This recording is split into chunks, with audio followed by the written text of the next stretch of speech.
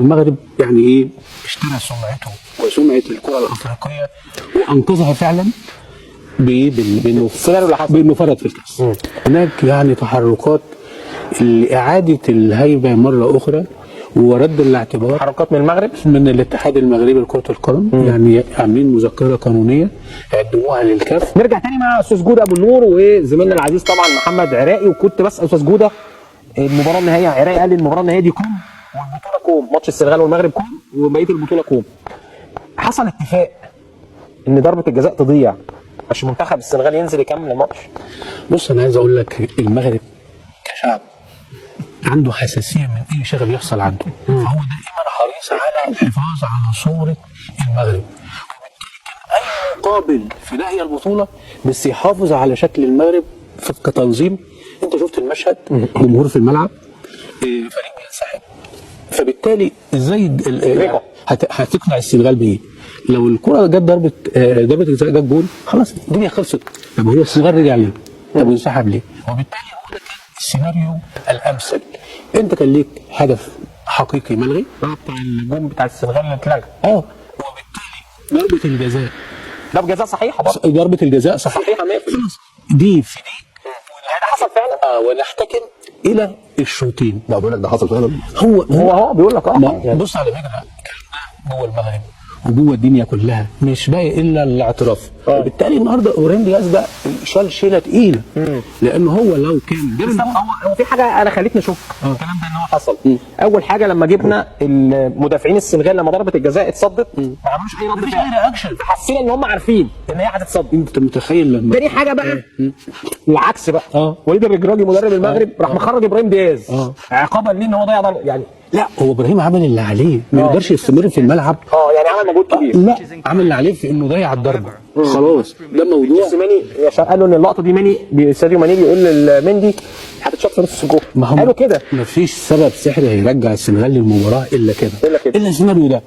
ونرجع نحتكم للوقت الاضافيه، وبالتالي بقى الحظ لعب دور انه يجيب هدف في الدقيقه الرابعه من الوقت الاضافي الاول، وحاول المغرب جاله كوره في العارضه.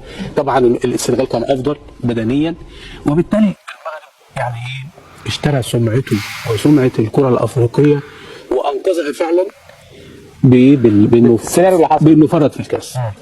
لا هو مش يفرط، هو يعني قال لك نلعب اكسترا تايم واللي يكسب. لا هو على فكره كان قادر دياز يجيب الجول وخلصت الليله، بس كنت هتشوف الجماهير السنغال كلها في الملعب.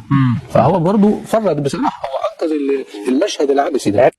نرجع تاني مع بعض وخليني ارحب بضيوفنا النهارده في كوره كل يوم. بقى اثنين من النقاد الرياضيين مميزين جدا وكانوا في المغرب من بدايه البطوله لنهايتها من اول يوم، حتى عراقي سافر كمان قبل ما البطوله تبدا بحوالي 3-4 ايام. استاذ جوده ابو النور طبعا منورنا، يعني الشخصيات الرائعه جدا النقاد الرياضيين المميزين جدا جدا جدا. الحمد لله على السلامه. الله يسلمك. الكابتن عراقي بقى لي شهر ونص ما شفتوش يا عم. انا كل يوم في التلفزيون، كل يوم بتشوفني معايا في التلفزيون، لكن مش شايفك. عايز امسكك.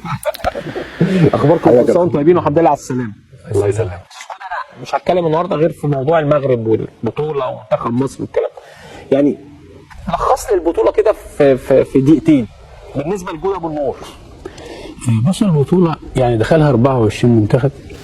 كان في حلم شعب كبير بيحلم اكبر حاجه هو الشعب المغربي انه يفوز بالبطوله، ومن اجل هذا الموضوع ان يفوز بالبطوله يعني خاض صراعات ونقاشات كبيره، اصطدم بمنتخبات بسوشيال ميديا حتى وصلنا للنقطه الاخيره اللي هي النهائي، وشوفنا المشهد اللي هو يعني ايه ازاي ذهب الكاس الى السنغال.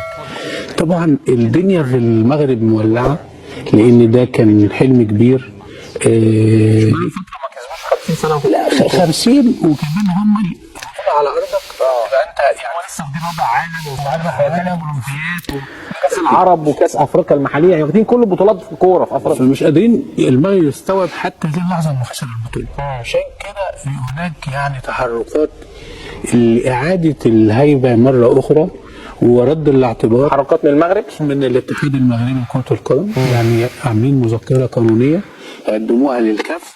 هذه المذكره يعني لها 4 جوانب: جانب تصرفات المدرب، جانب اجتياح الجمهور للملعب، جانب خروج اللاعبين، كل ده على منتخب السنغال. كله ده على السنغال. يعني شكوى من المغرب ضد ضد المنتخب السنغالي بالتاكيد للكاف يعني مذكره قانونيه شديده طبعا من خلال يعني مصادر في الكاف هناك عقوبات شديده جدا ستفرض على السنغال، عقوبات ماليه يمكن ربما تفوق القيمه الماليه اللي خدها السنغال في كام 10 مليون دولار الاول. يعني هيتغرم اعتقد اكتر من كده. هناك ايقاف للاعبين اللي هم ظهروا في الفيديو وهم بينسحبوا. هناك كلهم انسحبوا. ما هم غير ساديو ماني اللي قالوا وانسحب في الاول. هي المشكله ان الواقعه حصلت ورئيس الاتحاد الدولي موجود، فبالتالي المشهد يعني كل حتى النجوم العالم ادانوا انسحاب السنغال برغم ان هم التمسوا لهم العذر ان النهائي بيبقى عاطفي وفي تصرفات ممكن تصدر مش محسوبه، ولكن الانسحاب ده كان حاجه جديده، وبالتالي الاتحاد الافريقي يعني محتاج ان هو يعني يوقف هذه الظاهره اللي ربما تتكرر في وجود رئيس الاتحاد الدولي، وبالتالي هنشوف عقوبات شديده على السنغال. دي على فكره يعني انا الكلام ده جايبه من حد في لجنه الانضباط في الاتحاد الافريقي. في الاتحاد الافريقي عقوبات شديده جدا ماليه وتأديبيه. هنشوف اللعيبه مش هنشوفهم في كاس العالم. في ممكن لعيبه تقول ما تلعبش كاس العالم للمدرب ولاعيبه. والله ده كاس العالم كمان 5 شهور. احنا كمصر يعني كان في تعاطف كبير معانا في الاول وتشجيع من الجانب المغربي، وبعدين في اخر ماتشين 3 كانت الدنيا اختلفت وكان بالعكس بقى التشجيع كان ضدنا. لا انا بس مش هقدر اتكلم، بس لازم اتكلم عن الموضوع. ماشي. لا طبعا معلش انا رايي مختلف تماما. انا النهارده 50 سنه ابراهيم دياز هداف البطوله واحسن لاعب في البطوله، لو جاب التاني احسن لاعب في البطوله من ساديو ماني، وكل الجمهور دوت جاي يحضر وملايين و50 مليون قاعدين قدام الشاشات، واجي النهارده مع حامل السنغال عشان شغب 1000 ولا 2000 عادي. طب هم اساسا في الشغب ده طلعوه وخدوا ناس، واحد اتصاب خدوه وبتاع. انا شفت المشهد بعيد ومصوره يعني حصل شغب وقبضوا على ناس وكل حاجه، هم سيطروا على المشهد. النهارده اي اتفاق من الاتفاقات يرضى المغرب طبعا انا بستبعد تماما الفضيه دي. هو اللي حصل كوره على فكره، اللي حصل كوره. اول حاجه نقدر نقول بقى ان السنغاليين اذكياء جدا. سمعت السنغالي على ايه؟ بعد ما كوره اتصدرت ده ما عملش رد فعل. بص يا كابتن طب قول لي ايه اللي رجع بقول لك انا هقول لك لما كوره اتصدت في لا الاخر هقول لك رجعت ليه؟ ينط. هقول لك انا على فكره قال لك النهارده احنا كنا انسحبنا كنا خسرنا اللقب، كنت خسرت 20 دقيقه صفر عليك ادي واحد. اثنين محروم من البطوله سنتين. الايقافات بقى اللي بيتكلم فيها اسبوع ده اللي كانت هتحصل كانت هتبقى قد دي 20 مره. انت كان ممكن تتحرم من كاس العالم دي ساعتها، لا كان ممكن الموضوع يروح في حته ثانيه خالص. فهو واحد عاقل ايا كان بقى هو مين، كلوب مروا ولا ساديو ماني ولا الحاج يوسف في المدرجات، واحد عاقل قال لهم يا جماعه ما ينفعش. لا مش ما ينفعش. اوكي انسحبت خليت الصوره وحشه عليك. انت بقى اللي حصل لك خسرت البطوله، خسرت البطولتين اللي جايين ممكن ما تروحش كاس العالم. دي اول نقطه. ثاني نقطه هتقول لي طب ايه بقى اللي حصل؟ اللي حصل ان ابراهيم دياز تاثر بكل ده. ابراهيم دياز على فكره هو كتير مش شاطر كده. بقى الحوار اللي دار يمكن ليه بقى انا الكاتب اللي يعني الحوار اللي دار ما بين دياز وما بين مندي. مندي مليون المية قال له هتشوط فين؟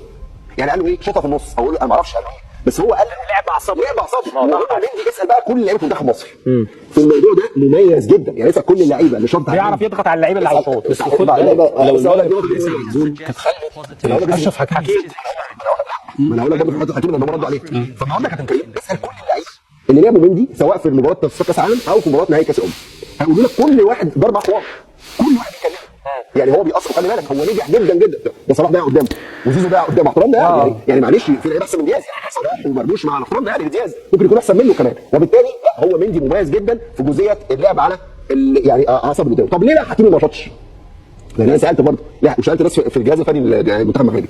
اول حاجه حكيمي جاي من اصابه طويله، دي اول نقطه. ثاني نقطه حكيمي مضيع ضربه جزاء كده مش فاكر بالظبط بتاع كانت مؤثره جدا للمغرب، خرجوا من بطوله مهمه مش عارف انهي بطوله، فهو نفسه كان رافض فكره التسديد مش عايز يسدد، وابراهيم دياز كان راكبه معاه يجيب الجون ده ياكد الهداف ياخد افضل لاعب في البطوله.